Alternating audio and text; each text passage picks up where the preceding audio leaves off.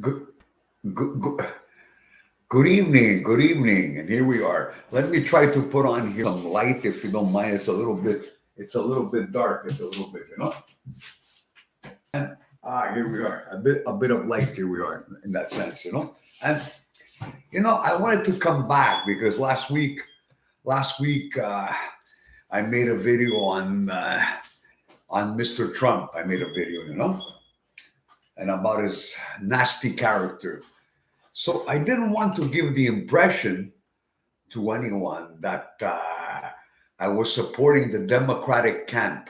I was supporting by putting down Trump, by putting him down.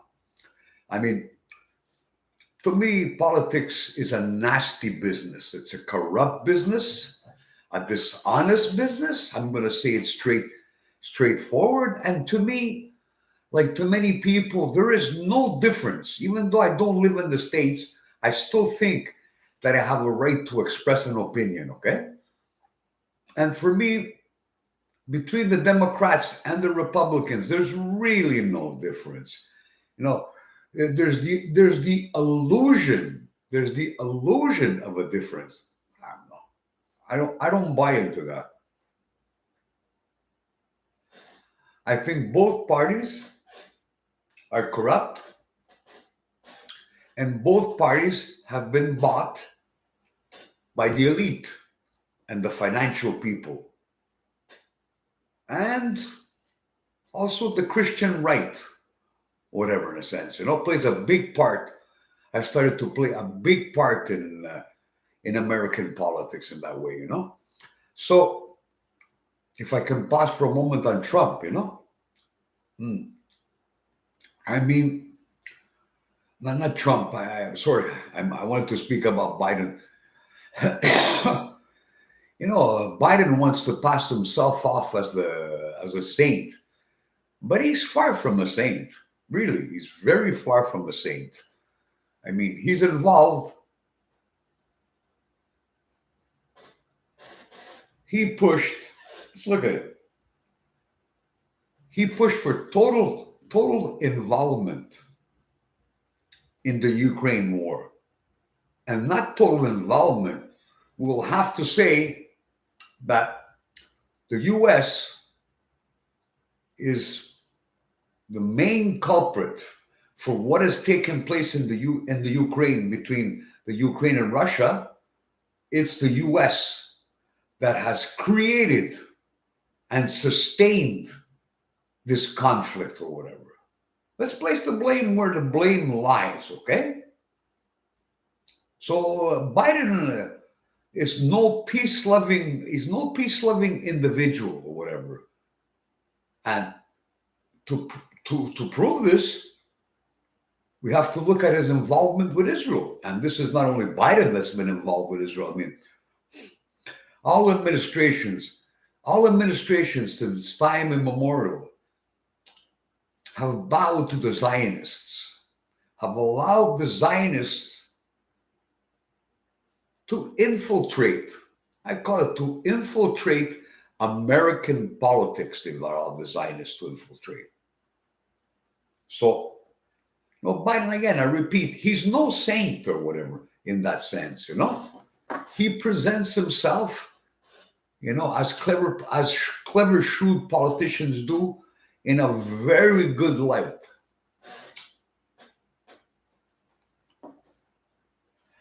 And I'll ask you to consider too. Look at all the stories. That came out about Biden's son, the corruption of his son, the drugs, the guns, or whatever. You can read about this or whatever. So he's not a clean, squeaky guy in that sense or whatever.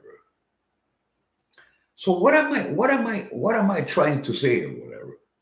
That I'm going to tell you something that you know already, that's been obvious for many centuries. There is no real choice in elections. There is no real choice, repeat it again, in elections. No matter which party goes up, that party represents the elite structure of the elite financial people of that country and of the world, especially with the United States.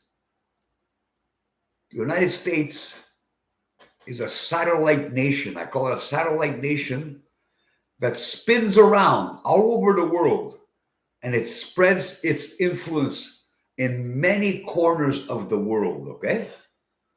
And it's responsible for a lot of destruction which has taken place in this moment and in the past. So, but I want to go back to Trump again. I want to go back to these people who somehow want to dismiss what Trump really is. You know? Want to dismiss that he's a supremacist. He's a white supremacist. Is that something that you Trump supporters or Trump sympathizers don't want to face out there or whatever?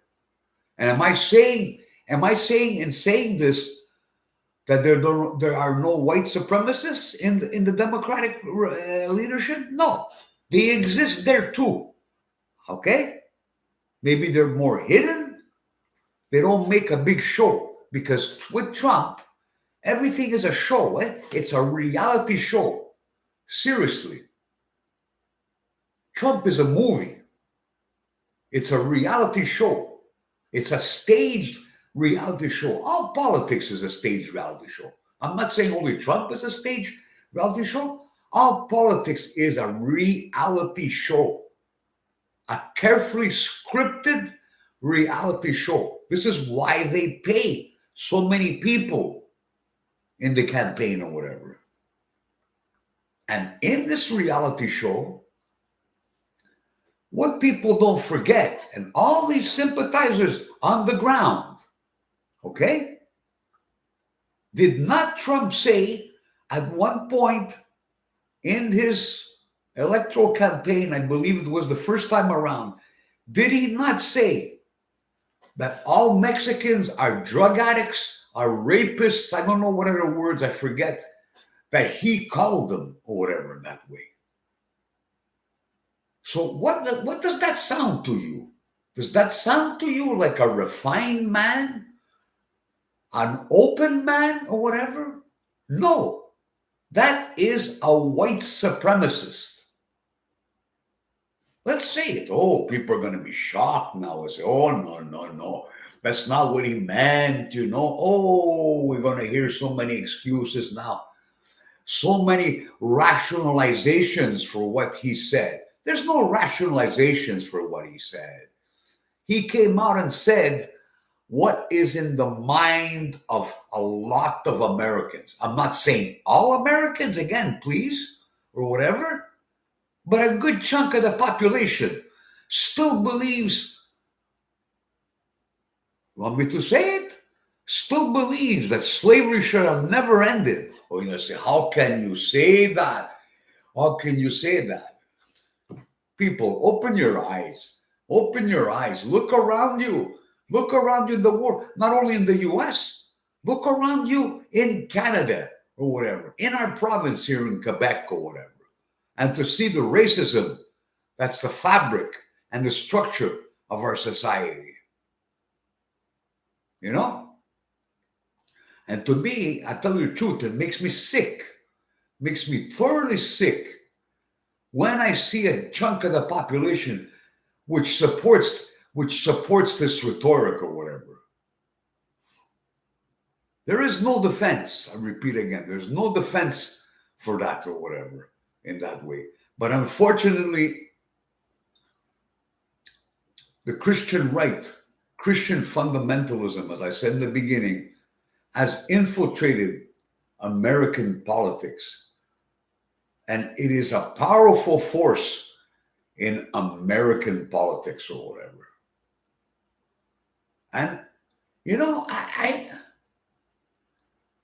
read an interesting, I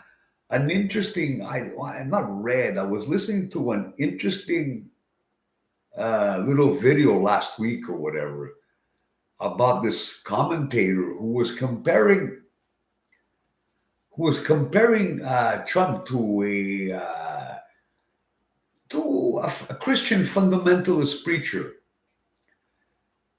And when I thought about it, I said, my God, I said, what is this guy talking about? But the more I thought about it, I said, there's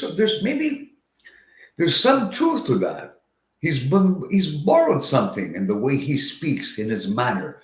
He's borrowed something from these Christian fundamentalist preachers in that way, Listen, I go back to the Democrats, okay? The Democrats are a war party. This is what they are. The only thing I can find good about Trump, okay, I'll say some, if you want to consider saying good, is that I question if Trump would have involved us, if he would have involved us in these wars in that way.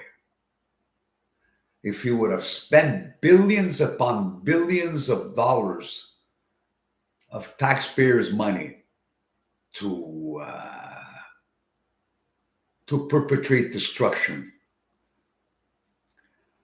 Politics is a nasty, nasty business or whatever. There are no innocents in politics or whatever. It's the public which allows itself to be mesmerized and to still be taken in by the reality show, by the big propaganda, by the big show, the flags waving or whatever, the speeches. Give me a break. Give me a break here. What we need in the world is less politicians, as someone was saying, less politicians and more poets and more philosophers and maybe more artists too. With that note, good day to you.